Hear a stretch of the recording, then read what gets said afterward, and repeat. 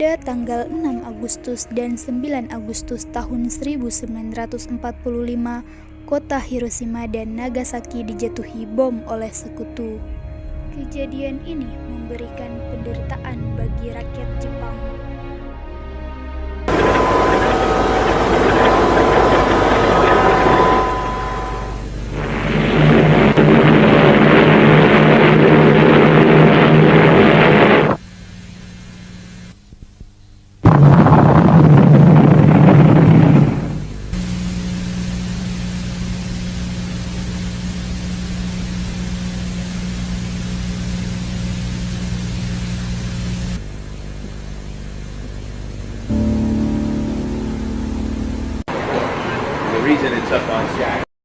Pasukan Jepang semakin lemah dan pada tanggal 12 Agustus 1945, Soekarno-Hatta selaku pimpinan PPKI dan Rajiman sebagai mantan ketua BPUPKI diterbangkan ke Dalat untuk bertemu Marsekal Terauchi.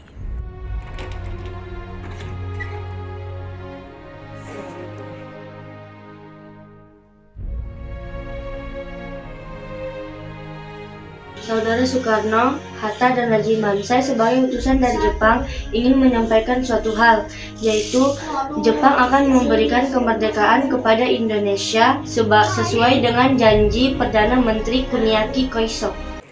Dengan cara apa Jepang akan memberikan pernyataan merdeka kepada Indonesia?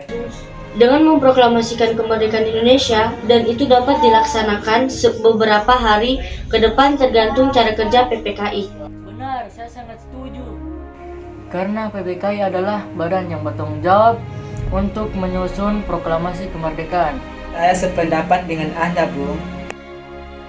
Tetapi kita harus tetap menyegerakan memproklamirkan kemerdekaan Indonesia, Bung.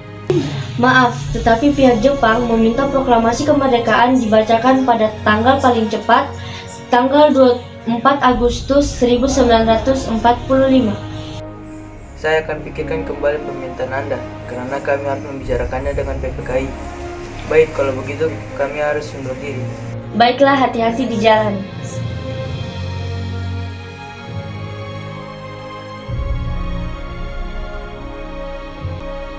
Setelah pembicaraan masalah proklamasi kemerdekaan di Dalat, 2 hari kemudian pada tanggal 14 Agustus 1945, Jepang menyatakan menyerah tanpa syarat pada sekutu yang ditandatangani oleh Menteri Luar Negeri Jepang, Mamoru Shigemitsu.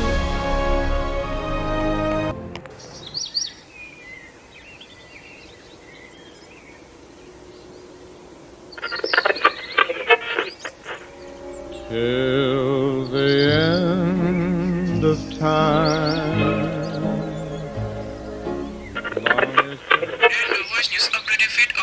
Surrendered unconditionally to the Allies.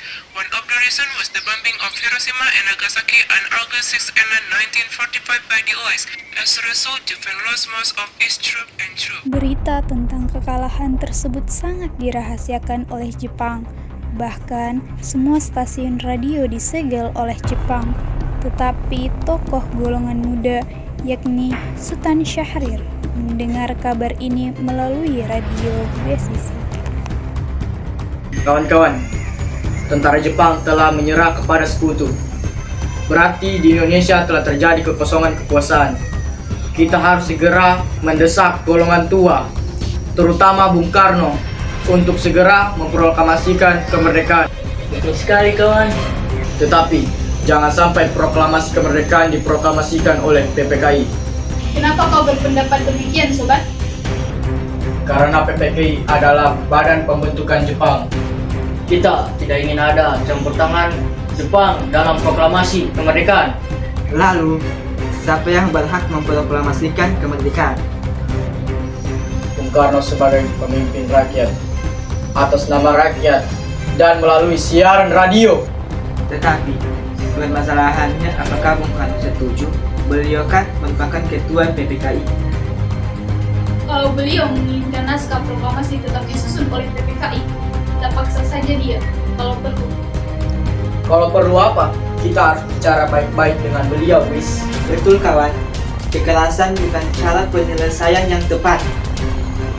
Sebaiknya setelah Bung Karno pulang dari darat, kita segera menemuinya. Betul. Tanggal 14 Agustus 1945, Syahrir, Wikana, Darwis, dan Saleh menemui Bung Karno di kediamannya. Ada maksud apa saudara-saudara datang kemari? Begini Bung Karno, Jepang telah menyerah, Bung. Kami minta Bung Karno segera memproklamasikan kemerdekaan.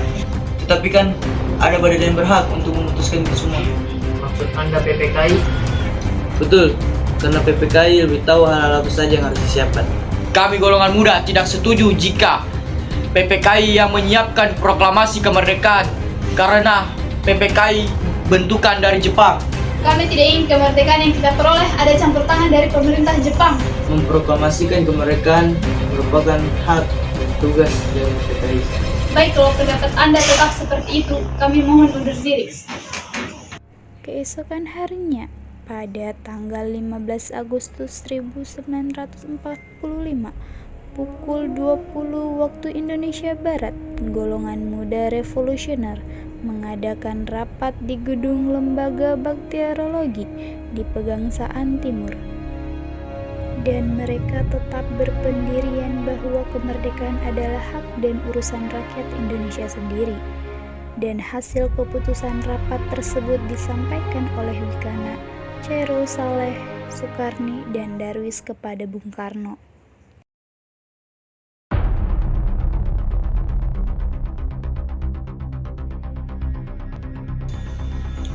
Ada maksud apa lagi kalian datang kemari? Sekarang, malam ini juga kita kobarkan revolusi. Kami sudah siap mempertaruhkan jiwa kami. Jika Bung Karno tidak mengeluarkan pengumuman pada malam ini juga, akan berakibat terjadi suatu pertumpahan darah dan pembunuhan besar-besaran di esok hari. Mendengar kata-kata ancaman seperti itu, Soekarno naik darah dan berdiri menghampiri Wikana. Ini batang leherku, saya lasak pojok itu dan potonglah leherku malam ini juga. Kamu tidak harus menunggu esok hari. Jepang adalah masa silam.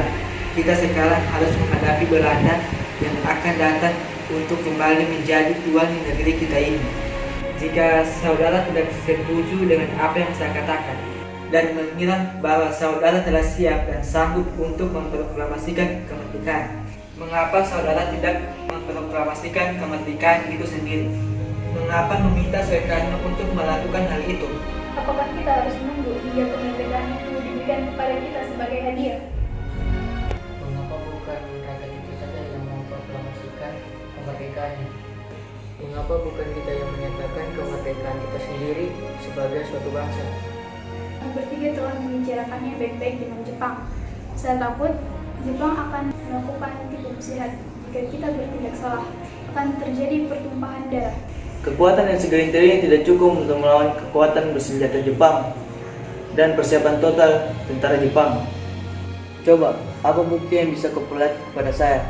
Mana bukti yang kau perhitungkan itu untuk kau tunjukkan kepada saya? Apa tindakan bagian keamanan untuk menyelamatkan perempuan dan anak-anak? Bagaimana cara mempertahankan kemerdekaan setelah diproklamasikan? Kita tidak akan mendapat bantuan dari tentara Jepang atau sekutu. Coba bayangkan, bagaimana kita akan tegak di atas kekuatan sendiri. Sekarang saya mohon waktu sejenak untuk berunding karena saya tidak bisa memutuskannya sendiri.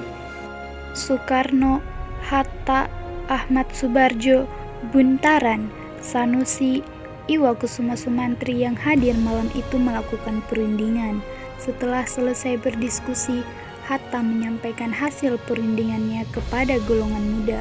Dari golongan muda tetap kami tidak bisa terima karena kurang perhitungan dan takut memakan banyak korban jiwa dan harta. Baik, kalau Anda masih tetap mempertahankan pendapat kalian, kami mohon undur diri. Para pemuda kemudian bergegas meninggalkan kediaman Bung Karno dengan wajah penuh ketidakpuasan. Setelah mengetahui pendirian golongan tua, pada pukul 24.00 golongan muda melakukan rapat di asrama Baperpi, Jalan Cikini 71. Dalam rapat itu diputuskan untuk mengungsikan Soekarno dan Hatta ke Rengas Dengklok. Tujuannya adalah agar Soekarno dan Hatta tidak terpengaruh oleh Jepang. Di sini mereka kembali meyakinkan Soekarno bahwa Jepang telah menyerah dan proklamasi kemerdekaan segera dibacakan tanpa pengaruh Jepang. Pada pukul 4.00 tanggal 16 Agustus 1945 dibawa ke Rengas Dengklok. Chairul Saleh Sodanco Singgih yang merupakan tentara peta melakukan aksi tersebut. Kita harus lagi situasi semakin tegang. Benar, Bung, tapi kita harus memproklamasikan kemerdekaan. Saat Soekarno dan Hatta sedang berdiskusi, tiba-tiba Soekarni, Wikana, dan Saleh masuk dengan tergesa-gesa.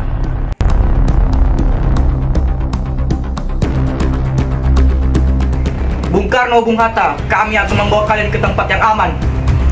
Apa maksud kalian? Kami tidak bisa menunggu lebih lama lagi. Proklamasi harus segera dilakukan. Kami akan membawa kalian ke Rengas Dengklok. Ini penculikan! Demi kemerdekaan Bung Hatta, kami tidak punya pilihan lain. Apa yang terjadi di sini?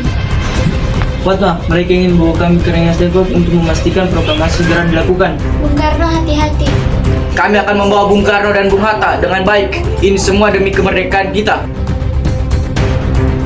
Dalam perjalanan ke Rengas Dengklok, Soekarno dan Hatta dibawa dengan mobil oleh para pemuda ke Rengas Dengklok, dijaga oleh Yusuf Kunto dan pengawal lainnya. Sementara itu, di Jakarta, Ahmad Subarjo dari golongan tua dengan Wikana dari golongan muda membicarakan kemerdekaan yang harus dilaksanakan di Jakarta. Laksamana Takashi Maeda bersedia untuk menjamin keselamatan mereka selama berada di rumahnya. Berdasarkan kesepakatan itu, Yusuf Kunto dari pihak pemuda hari itu juga mengantar Ahmad Subarjo bersama sekretaris pribadinya Sudiro ke Rengas Dengklok untuk menjemput Soekarno dan Hatta. Rombongan penjemput tiba di Rengas Dengklok sekitar pukul 17.00. Ahmad Subarjo memberikan jaminan bahwa proklamasi kemerdekaan akan diumumkan pada tanggal 17 Agustus 1945, selambat-lambatnya pukul 12.00. Dengan jaminan itu, Komandan Kompi Peta setempat, Sudanso Subeno, bersedia melepaskan Soekarno dan Hatta untuk kembali ke Jakarta. Sesampainya di Jakarta, Soekarno, Hatta bersama Laksamana Maeda menemui Majen Nashimurah untuk berunding. Tetapi Nashimurah tidak mengizinkan proklamasi kemerdekaan. Kemudian mereka menuju rumah Laksamana Maeda di Jalan Imam Bonjol nomor 1. Setelah pertemuan itu, Soekarno dan Hatta kembali ke rumah Laksamana Maeda. Di ruang makan rumah Laksamana Maeda itu dirumuskan teks proklamasi kemerdekaan.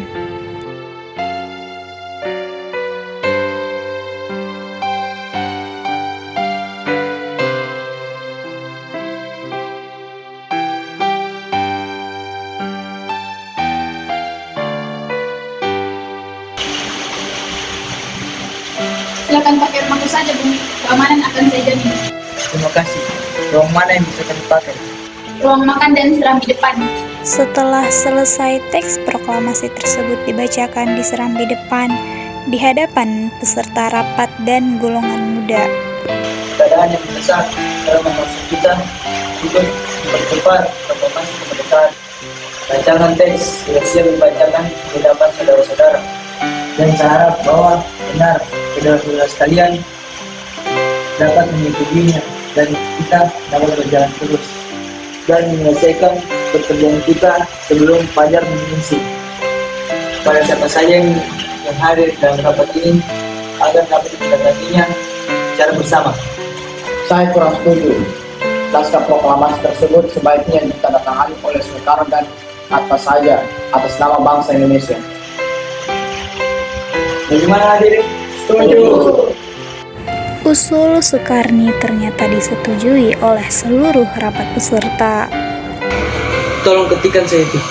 Baik. Setelah naskah proklamasi diketik oleh Sayuti Melik, kemudian Soekarno dan Hatta menandatangani naskah tersebut.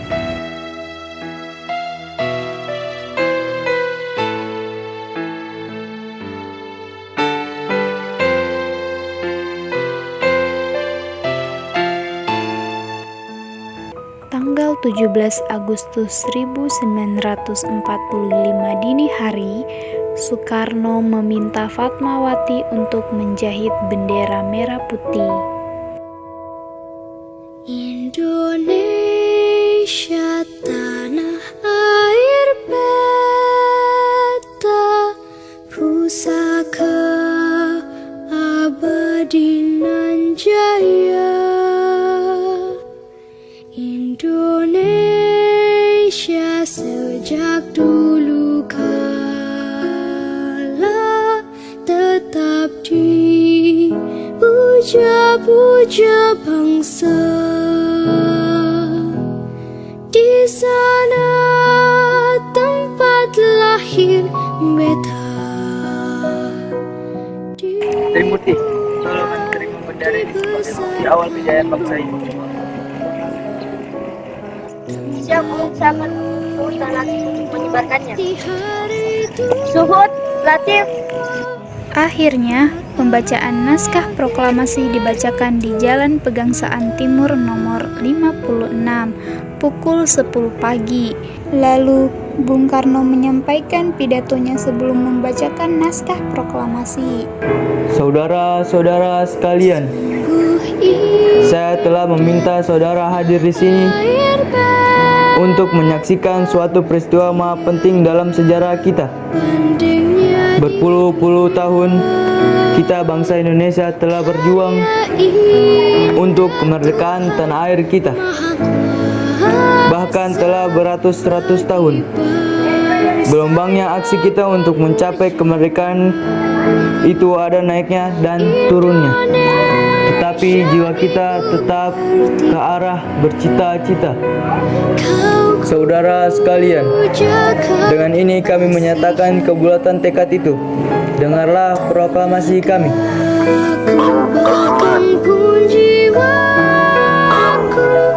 Bangsa Indonesia dengan menyatakan kemerdekaan Indonesia. Hal-hal yang mengenai pemindahan kekuasaan dan lain-lain diselenggarakan dengan cara saksama dan dalam tempo yang setingkat-tingkatnya. Jakarta, 17 Agustus 1945. Atas nama bangsa Indonesia, Soekarno, Hatta.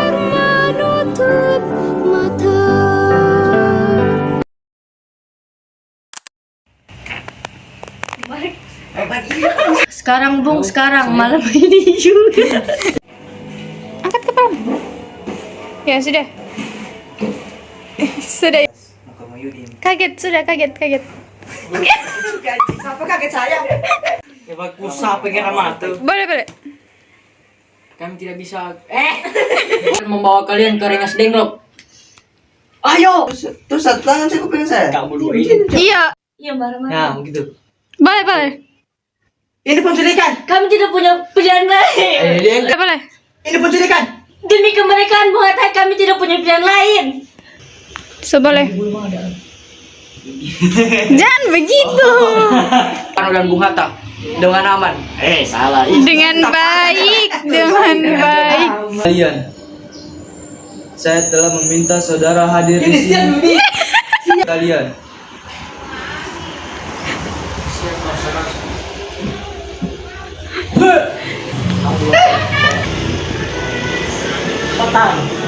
Boleh.